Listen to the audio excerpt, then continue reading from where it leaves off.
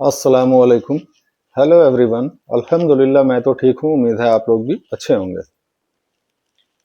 तो जैसा कि आप लोग जानते हैं कि मैं एक किडनी ट्रांसप्लांट रेसिपेंट हूँ और मेरी किडनी ट्रांसप्लांट को 6 से 7 महीने हो गए हैं और मैंने बहुत सारी वीडियो भी बनाई है इस मैटर में कि किडनी ट्रांसप्लांट के बाद कैसे क्या प्रॉपर वे में बहुत सारी वीडियो हमारी है, वो आप देखे हैं और देख चुके हैं, और जो नहीं देखे हैं वो देखें। उससे है कि बहुत सारी जानकारी आपको होंगी। जो मेरे साथ किडनी ट्रांसप्लांट के बाद हुआ वो सारा मैंने डिस्कस किया है वीडियोज में। तो चलिए, आज का टॉपिक मेरा है कि किडनी ट्रांसप्लांट के बाद की बात तो मैंने बहुत सारी वीडियो बनाई है, लेकिन मैं एक और अपना एक्सपीरियंस शेयर करना चाहता हूँ इस वीडियो में, जिससे कि आप लोगों को बहुत हेल्प हो। और बहुत सारे क्वेश्चन, बहुत सारे लोग मैसेज करते हैं मुझे कि भैया ये किडनी कितने क्रिएटिनिन होती है जो किडनी खराब होती है, मेरा क्रिएटिनिन इतना है तो इतना है तो ऐसे हो गया, ये खराब हो गया। तो मेरा जो एक्सपीरियंस रहा है, जो डॉक्टर ने मुझे सजेस्ट किया, जो मैंने अभी तक अपने आप में जानकारी ली है, वो उस जानकारी के हिसाब से मैं आज ये बताने वाला हूँ कि कितने क्रिएटिनिन पे इंसान को क्या करना चाहिए और कितने क्रिएटिनिन में किडनी खराब होती है, कितने क्रिएटिनिन में आपकी किडनी सेफ है।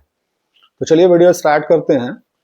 तो सबसे पहली बात तो कि जो सबसे पहला और सबसे बड़ा सवाल है, जो सबसे ज्यादा लोग ये सवाल करते हैं कि किडनी कितने क्रिएटिनिन पे किडनी जो है कि खराब हो जाती है और वो हाई रिस्क में चले जाते हैं और किडनी ट्रांसप्लांट या फिर डायलिसिस पे लोग चले जाते हैं।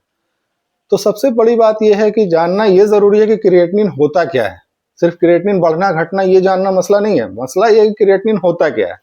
तो क्रिएटिनिन एक ऐसा बॉडी जो क्रिएटिनिन जो है वो बॉडी वेस्ट है, जिसको कि किडनी यूरिन के जरिए वो निकाल देती है।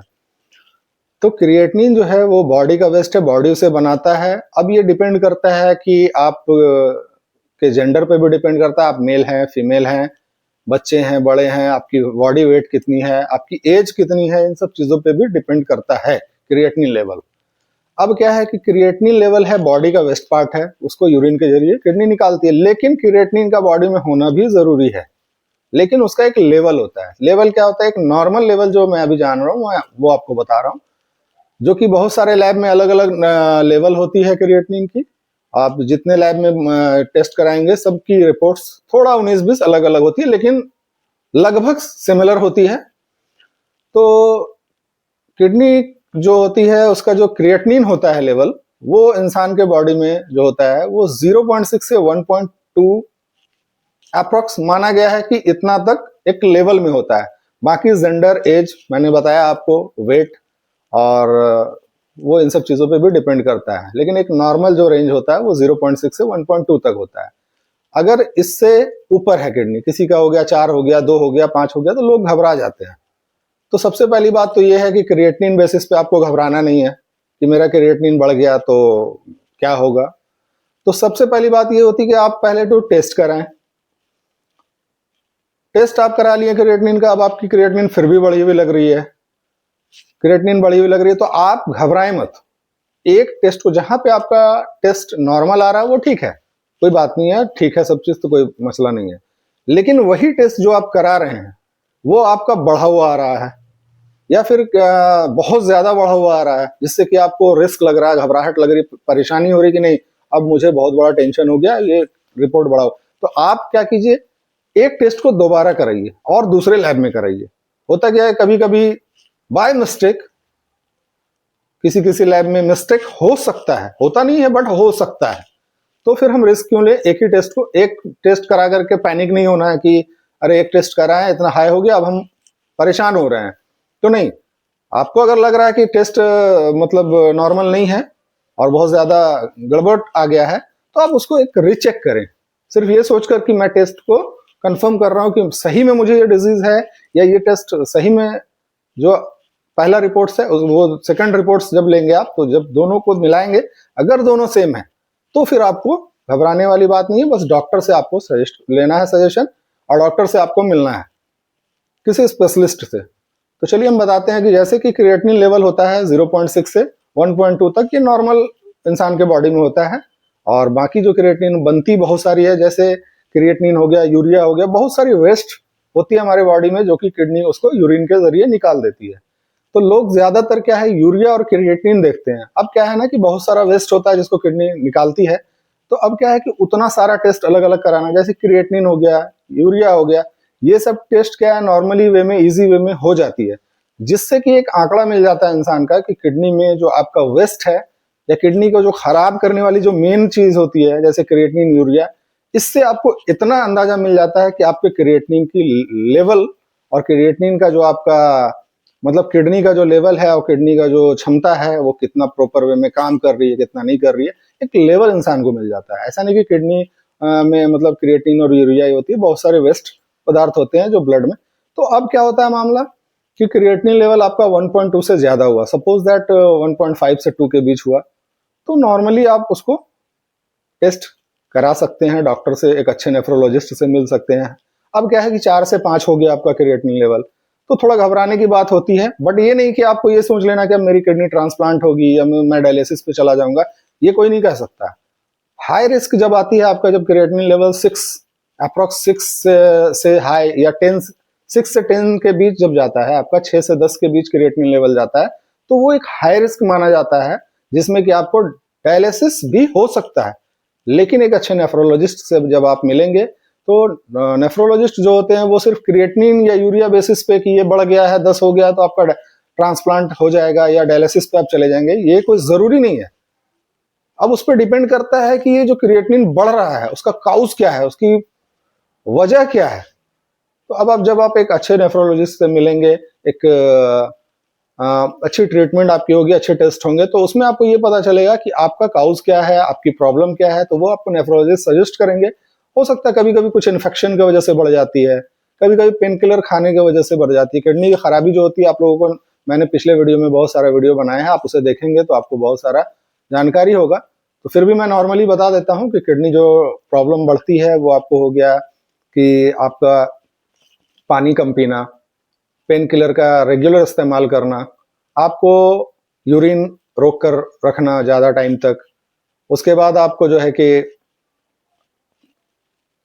मतलब प्रॉपर वे में, मतलब देखिए बहुत सारी ऐसी चीज है, जैसे आपको पैर में सूजन हो गया, चेहरे पे सूजन, मैंने ये सब बता चुका हूँ आगे वीडियो, पिछले वीडियो में।